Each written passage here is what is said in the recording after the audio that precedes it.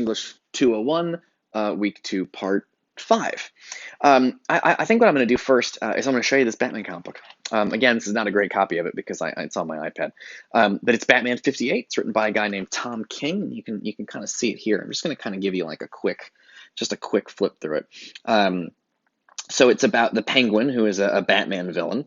And I'm just going to give you kind of a quick, oh, it's a little too bright in here to see. Let me see if I can close some of these things. I guess that's better. That's just an advertisement. I don't care about that. And that's just a cool picture of Batman and Penguin, whatever. So it opens up with the Penguin. Let's try and get some stuff in here. It opens up with the Penguin. And his henchmen are informing him, oh, sorry to wake you, boss. We're sorry. We didn't know. And boss, it's Penny. We're so sorry. They found her right outside. Her throat was cut. There was a lot of blood. I'm so sorry. So somebody named Penny, who matters a lot to Penguin, is dead. And Penguin is a Batman villain, and he's very upset about this. And he says, "Bring me a top hat and a tuxedo and an umbrella," because that's what he wears as a supervillain. And then we see him in the tuxedo and the top hat and the umbrella fighting Batman. And he, tries to kill Batman, and Batman punches him, and then he goes to jail. So fine. And they hose him down. And then he says something strange. Penguin is in jail, and he says, so we don't. So right now, all we know is that somebody named Penny died, and he's upset about it. And Batman beat him up and sent him to jail. Then he says this: "To this urn, let those repair that are either true or fair." And then the comic book starts, and we don't really get any more explanation than that.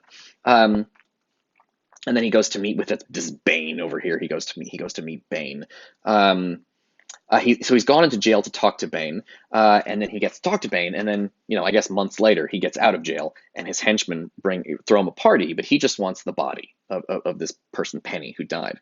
And they talk about, sorry, this is not really showing it to you clearly. We didn't really do a funeral. We didn't know what you wanted, boss. And they decide they're gonna bury her. He's gonna bury her next to his grandfather. He wants to be buried. Do you want to invite her family? Her father's been causing some problems here at the bar. He's looking for her. We try, he keeps looking, And the Penguin says, no family, especially not just the people who knew, the people who understood she was special. And then we have Penguin at her grave. And interestingly, you see, there's two graves there. So one is for, he wants to be buried next to Penny Cobblepot, Oswald Cobblepot. So maybe this is his wife, I guess. But if you look at the gravestones, it says, "So they loved, as love in twain had the essence but in one." And this gravestone says, "Two distincts, division none, number there, and love was slain." And when I was reading the comic book, I was just like, what the fuck does that mean? And the Penguin says something nice about her. "They all thought you were small and silly, another lost thing to be passed around from man to man. The way you were treated almost your whole life as if you were less than human. They never understood, they never considered that maybe you had a soul." And then, they say they're sorry, and then Penguin decides, and this is because he talked to Bane, it doesn't really matter, but he wants revenge against Batman. But Bane told him he's not allowed to attack Batman. So what he's going to do is he's going to try to assassinate Alfred, who is Batman's butler. Okay. And then we have, I don't know, this is Alfred's cleaning there's a giant dinosaur statue in the Batcave. I'm not getting into that. And Alfred is upside down cleaning it, and Batman's hanging out down below, and and then Batman goes out to solve a crime, and he leaves, he's investigating the Penguin's involvement in, Gotham City crime bullshit. And then someone breaks into the mansion, and the alarm goes off. And then we get this. It's a big fight scene. This is Batman trying to get to the Penguin because he knows the Penguin is guilty of some kind of crime, and he's hunting him down. But see these little caption boxes here? This is where I started to get thrown. This is the beginning of a Shakespeare poem. It starts here, and by the end of the comic book, the entire poem has been said out loud. So he says, and it's cool because there's like a whole Batman fight scene going on, but the writer of the comic book has put a poem, and it's in quotation marks, and it will turn out that basically it's like voiceover in a movie. The Penguin is reciting the poem while Batman is beating up all the Penguin's dudes to get to him. And here's the poem. It's by Shakespeare. "Let the bird of loudest lay on the sole Arabian tree herald and sad trumpet be, to whose sound chaste wings obey. But, thou shrieking harbinger, foul precurrer of the fiend, augur of the fever's end, to this troop come thou not near. From this session interdict every fowl of tyrant wing, save the eagle, feathered king. Keep the obsequy so strict. Let the priest in surplice white, that defunctive music can, be the deaf death divining swan, lest the requiem lack his right. But, thou treble-dated crow, that thy sable gender makest, with the breath thou giv'st and takest, mongst our mourners thou shalt go. Here the anthem doth commence. Love and constancy is dead. Phoenix and the turtle fled in mutual flame from hence. So they loved, as love in twain had the essence but in one. Two distincts, division none. Number there in love was slain. And interestingly, this is these two lines are the lines that Penguin put on the two gravestones.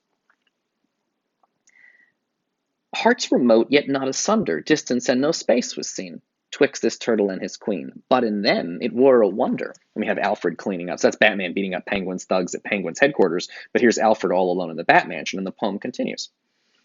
So between them love did shine, that the turtle saw his right, flaming in the phoenix sight. Either was the other's mine. Property was thus appalled that the self was not the same. Single nature's double name neither two nor one was called. Reason, in itself confounded, saw division grow together. To themselves, yet either neither. Simple were so well compounded. Alfred's found a dead bird, which, the Penguin is like a bird-themed supervillain. That it cried, how true a twain seemeth this concordant one. Love hath reason, reason none, if what parts can so remain. Whereupon it made this threne to the phoenix and the dove, co-supremes and stars of love, as chorus to their tragic scene. And someone's got a laser scope on Alfred. They're going to assassinate him through the window when he goes to get the bird. And here's the helicopter's got the thing pointed at him. They're going to shoot him. Beauty, truth, and rarity, grace, and all simplicity, here enclosed in cinders lie. Here's Batman fighting. Death is now the phoenix nest, and the turtle's loyal breast to eternity doth rest. Leaving no prosperity, 'twas not their infirmity, it was married chastity. Truth may seem, but cannot be. Beauty brag, but 'tis not she. Truth and beauty buried be. To this urn let those repair that are either true or fair. That is the line that Penguin quoted at the beginning of the comic book. And we have a combination here of Batman going after the Penguin and the Penguin's going after Alfred. And so we bounce back and forth between these two things. So here's the Penguin going after Alfred, Batman going after the Penguin, Penguin going after Alfred, Batman going after Penguin, Penguin going after Alfred. And then we get to the last line. For these dead birds, sigh a prayer. And Batman's finally gotten to the Penguin. And he says, oh, I'm going to kill your manservant if you don't. I'm going to kill Alfred if you don't listen to me. And that's the end of the comic book. So I read this. And I was just like, that poem is so difficult. And I'm like a Shakespeare expert. And I was like, what the fuck is going on in this poem? I barely understood it. It's a very, very hard to follow poem. I can't imagine. Most people reading Batman comic books have got to be like, what the fuck is this? And if you go on the internet, it's not like there's a very good explanation of the poem sitting on the internet. But it got me real interested in the poem because I love Shakespeare and I love comic books. And the fact that there was a Shakespeare poem in a Batman comic book, I was like, oh shit, I got to find out about this. So I did a little research on it.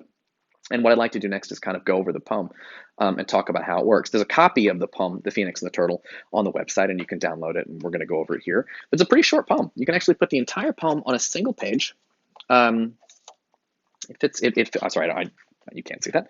But the whole poem fits on a single page, and you have a copy of it, and it's a really neat, interesting poem. And the first thing I'm going to tell you about the poem is the title. It's called The Phoenix and the Turtle.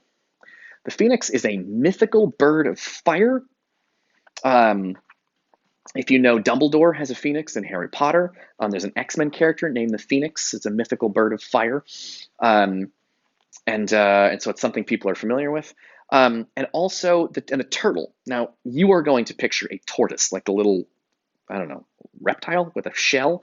Don't do that. It's not, it's when it says turtle in this poem, they don't mean a turtle like that. It's turtle dove.